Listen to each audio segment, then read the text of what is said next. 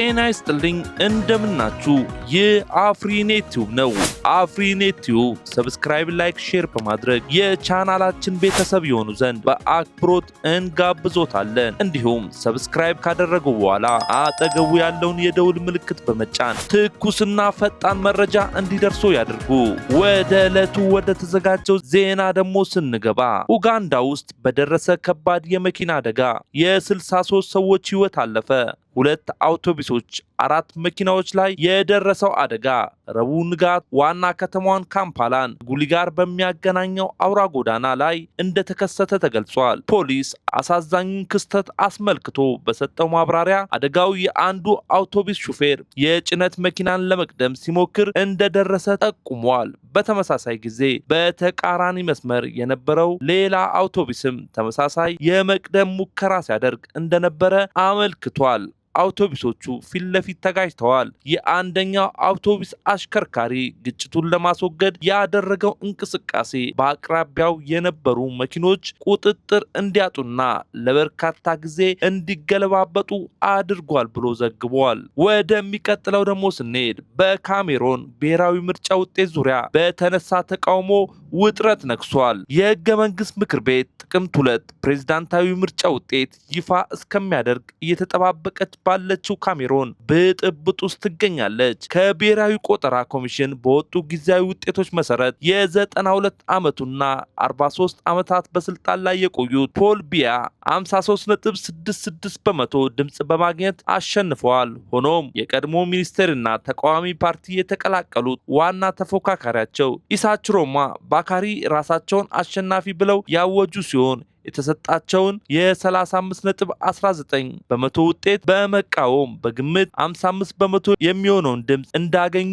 ተናግረዋል። በአፍሪካ ሚዲያዎች ዘገባ መሰረት ፕሬዝዳንት ቢያ ተቃዋሚ ፓርቲ ድላቸውን እንዲቀበሉ በምላሹም ለቺሮማ የጠቅላይ ሚኒስትርነት ቦታ በማቅረብ ቀውሱን ለማርገብ ጥረት ቢያደርጉም ጥያቄው ተቀባይነት ሳያገኝ ቀርቷል። የቺሮማ ደጋፊዎች የ2025 ዩኒየን ፎር ቼንጅ ጥምረት አባላት የምርጫ ውጤቱን የማጭበርበር ሙከራዎችን አውግዘዋል። የህገ መንግስት ምክር ቤት የድምፅ መስጫ ሳጥኑን ትክክለኛነት እውነት እንዲያስመስል ጥሪ አቅርበዋል። የቺሮማ ደጋፊዎች የ2025 ዩኒየን ፎር ቼንጅ ጥምረት አባላት የምርጫ ውጤቱን የማጭበርበር ሙከራዎችን አውግዘው የህገ መንግስት ምክር ቤት የድምፅ መስጫ ሳጥኑን ትክክለኛ እውነት እንዲያስመልስ ጥሪ አቅርበዋል። በተለያዩ ከተሞች በተደረገ የተበታተነ ሰልፎች ከዚህ በፊት ታይቶ በማይታወቅ ያለመተማመን ስሜት ታጅበው የምርጫ ማጭበርበር ክሶች የተንጸባረቁበት እንደነበረ ተገልጿል። የተቃውሞ ሰልፎቹ ማዕከላት ጋሩዋ፣ ሰሜን የቺሮማ ይዞታ ማክሰኞ በመቶዎች የሚቆጠሩ ወጣት ደጋፊዎች እጩአቸውን ለመደገፍ አደባባይ ወጥተዋል። የህግ አስከባሪ አካላት ከባድ ግጭት የፈጠሩ ሲሆን የድንጋይ ውርወራ፣ የማስጠንቀቂያ ጥይቶችና አንድ የተረጋገጠ ሞት እንደነበር ተዘግበዋል። ከ2 ሚሊዮን በላይ ነዋሪዎች ያሏት ከተማዋ ከፍተኛ ውጥረት ውስጥ ትገኛለች።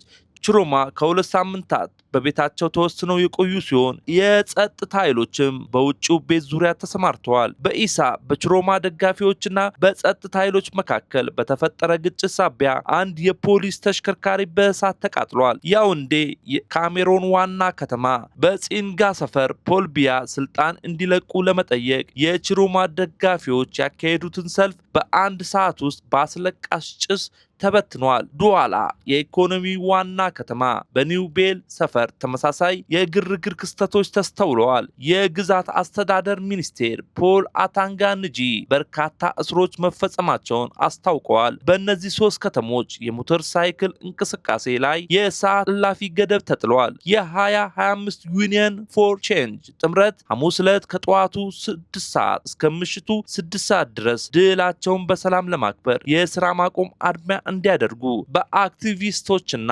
ደጋፊዎች ጥሪ አቅርበዋል። የካሜሮን ህገ መንግስት ምክር ቤት የመጨረሻውን ውጤት ሐሙስ ዕለት ያሳውቃል ተብሎ ይጠበቃል። ወደሚቀጥለው ዘገባ ደግሞ ስንገባ በናይጄሪያ ሰሜናዊ ከተማ በካኖ የሚገኝ ፍርድ ቤት 2 የቲክቶክ ታዋቂ ሰዎች ሲሳሳሙ የሚያሳዩ ቪዲዮዎችን ከለጠፉ በኋላ በ60 ቀናት ውስጥ እንዲያገቡ አዟል። 2 የናይጄሪያ ታዋቂ ኮከቦች ከቲክቶክ በመሳሳም በኋላ ወደ ጋብቻ ተገደዋል። በናይጄሪያ ሰሜናዊ ከተማ በካኖ የሚገኘው ፍርድ ቤት በማህበራዊ ወግ አጥባቂ ክልል ውስጥ ትችት መሳሳም የሚያሳዩ ቪዲዮዎችን ከለጠፉ በኋላ በ60 ቀናት ውስጥ 2 የቲክቶክ ታዋቂ ሰዎች እንዲጋቡ አዘዘ።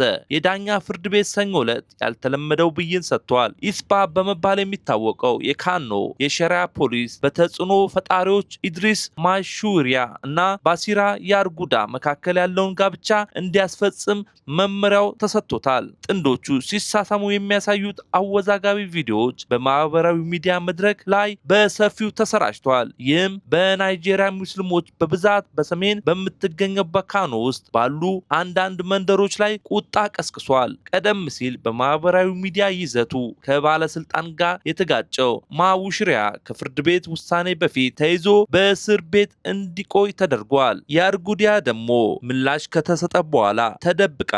የካኖ ግዛት በሁሉም የሸሪያ ህግ እና በኮመን ህግ ነው የሚመሩት። ልክ እንደ ሌሎቹ 11 የሰሜን ናይጄሪያ ውስጥ ሙስሊም በብዛት የሚኖሩበት የሃይማኖት ፍርድ ቤቶች በግል ጉዳዮች ላይ ከፍተኛ ስልጣን አላቸው። የኢስፓ ዋና ዳይሬክተር አባ ሱፊ ድርጅታቸው የፍርድ ቤት ትዕዛዝን እንደተቀበለና የሰርግ ዝግጅት መጀመሩን አረጋግጠዋል። ፍርድ ቤቱ ጋብቻውን በ60 ቀናት ውስጥ መፈጸም እንዳለብን ቢናገርም በተቻለ ፍጥነት ለማድረግ ቆርጠን ተነስተናል ሲል ሱፊ ለኤኤፍፒ ተናግረዋል። የኢስፓ የማያውሽሪ ወላጆች ሰኞ ዕለት ጠርቶ ለሰርጉ ግል ፈቃዳቸውን እንደሰጡ ሱፊ ተናግረዋል። ተመሳሳይ ፈቃድ ለማግኘት ባለስልጣኑ አሁን የዩሪን ጉዳ ቤተሰብ ለማግኘት እየሰሩ ነው። የካኖ ግዛት መንግስት ለወደፊት ጥንዶቹ ቤት ለመግዛት ተስማምቷል። የሙሽራዋን ሁኔታ በማሟላት ተከራይተው መኖር አይችሉም። ጉዳዩ በናይጄሪያ እያደገ ባለው የማህበራዊ ሚዲያ ባህልና በባህላዊ ሃይማኖት ባለስልጣናት መካከል ያለውን አለመግባባት ያሳያል። ወደሚቀጥለው ዜና ደግሞ ስንገባ ቻይና በማህበራዊ ሚዲያ ተጽዕኖ ፈጣሪዎች ሰርተፊኬት እንዲኖራቸውና የትምህርት ደረጃቸውን እንዲዘረዝሩ የቻይና አስገዳጅ ሕግ አወጣች። የቻይና መንግስት በማህበራዊ ሚዲያ ላይ የሚሰራጨውን የሐሰት መረጃ ለመከላከል ቆራጥ እርምጃ እየወሰደ ነው። ከዚህ ወር ጀምሮ እንደ ሕክምና ሕግ፣ ትምህርትና ፋይናንስን ባሉ አወዛጋቢ ጉዳዮች ላይ በማህበራዊ ሚዲያ ላይ ይዘት የሚፈጥሩ ተጽዕኖ ፈጣሪዎች በሚሸፍኑት መስክ የምስክር ወረቀት ወይም የይፋ ስልጠና ማረጋገጫ እንዲኖራቸው ይገደዳሉ። ይህ ፖሊሲ የወጣው በአገሪቱ የኢንተርኔት ደንብ ኃላፊነት ባለው በቻይና ሳይበር ምህዳር አስተዳደር ነው። አዲሶቹ ህጎች ይዘት ፈጣሪዎችን ብቻ ሳይሆን እንደ ዳዩን የቲክቶክ በቻይና ስሪት እንደ ቢልቢሊና ዌይቦ ያሉ ታላላቅ መድረኮችንም ይመለከታል። እነዚህም የተጽዕኖ ፈጣሪዎችን ብቃትና የትምህርት ማስረጃ ማረጋገጥ ይጠበቅባቸዋል። እንደ ማርኬቲንግ ኢኮኖሚክስ ዘገባ ከሆነ በቻይና የሚገኙ ተጽዕኖ ፈጣሪዎች የብቃት ማረጋገጫ ሰርተፊኬቶቻቸውን፣ ዲግሪዎቻቸውንም ወይም ሌሎች ብቃት ማረጋገጫዎቻቸውን ለማቅረብ 2 ወራት ተሰጥቷቸዋል። በተጨማሪም የመረጃዎቻቸውን ምንጭ በግልጽ በመጥቀስ እና በአርቲፊሻል ኢንተለጀንት የተፈጠሩ ወይም ድራማዊ አቀራረብ ያላቸውን ማንኛውም ይዘቶችን ምልክት በማድረግ ግዴታ አለባቸው። ይህ እርምጃ ግልጽነትን ለመጠበቅና በዲጂታል ዓለም ውስጥ የሚዘዋወረውን ይዘት ሳይንሳዊ መሰረትና ታማኝነት ያለው ተጠያቂነት እንዲኖር ለማድረግ ወሳኝ እንደሆነ ይታሰባል። ወደሚቀጥለው ዘገባ ደግሞ ስንገባ ትግራይ ለጋዜጠኞች አደገኛ መሆኗን ቀጥሏል ሲል ዓለም አቀፉ የጋዜጠኞች መብት ተሟጋች ድርጅት ሲፒጄ አስታውቋል። ሲፒጄ በአጠቃላይ በኢትዮጵያ አለ ያለውን የፕሬስ ነጻነት ገደብ ሲያወግዝ ቆይቷል። ኢትዮጵያና ኤርትራ ወደ ሌላ ግጭት በመግባት ተጨማሪ የሰብአዊ መብት ጥሰቶችን እንዳያደርሱ የሰብአዊ መብት ተሟጋቾች ስጋታቸውን እየገለጹ ነው። የኢትዮጵያ ፕሬስ ነጻነት ይዞታና የኢትዮጵያና ኤርትራ የቃላት ውዝግብ ያሳደረውን ስጋት የትግራይ ጦርነት ካበቃ 3 ዓመታት ቢጠጋም ትግራይ አሁንም ለጋዜጠኞች አደገኛ መሆኗን ቀጥሏል ሲል ዓለም አቀፉ የጋዜጠኞች መብት ተሟጋች ድርጅት ሲፒጄ ትላንት አስታወቀ።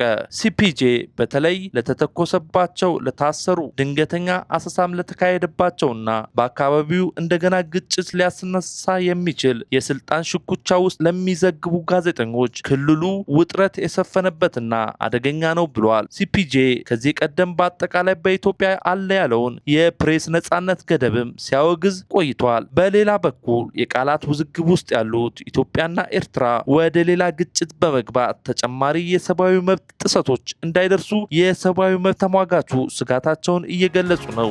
ለዕለቱ የነበረን የዜና ዘገባ ይህን ይመስል ነበር። እርስዎ ቻናላችንን ላይክ፣ ሰብስክራይብ፣ ሼር በማድረግ የቻናላችን ቤተሰብ የሆኑ ዘንድ በአክብሮት እንጋብዞታለን።